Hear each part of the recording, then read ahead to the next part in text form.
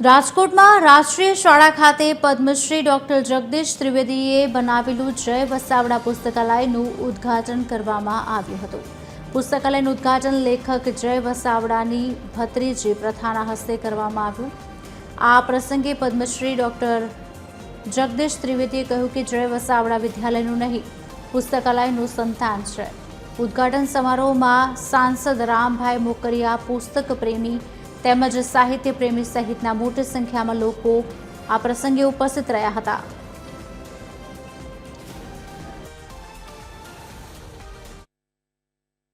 ખૂબ આજે આનંદની વાત છે કે આપણા પદ્મશ્રી જગદીશભાઈ ત્રિવેદી એ જયભાઈના નામથી આ રાષ્ટ્રીય શાળાના પટાંગણમાં એક લાઇબ્રેરી વસાવી છે ને જયભાઈ વસાવડા નામથી આપ્યું છે।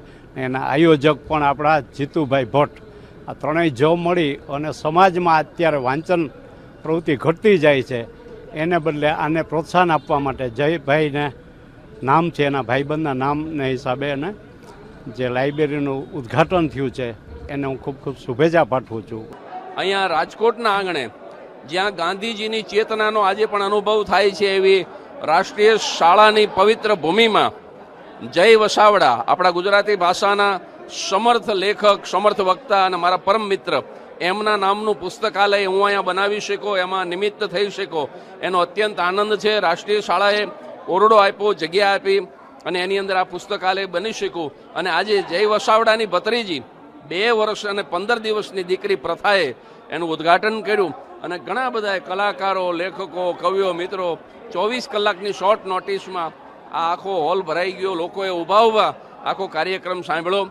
એ જય વસાવડાની લોકચાહનાનું એ પ્રતિબિંબ છે। પ્રિય પદ્મશ્રી ડોક્ટર જગદીશ ત્રિવેદીને કારણે એક સરસ મજાનો સંકલ્પ રાજકોટમાં સાકાર થયો। એમણે મારા જન્મદિવસે એવું નક્કી કરેલું કે ભાઈ જઈને ભેટમાં એક લાઇબ્રેરી આપવી છે।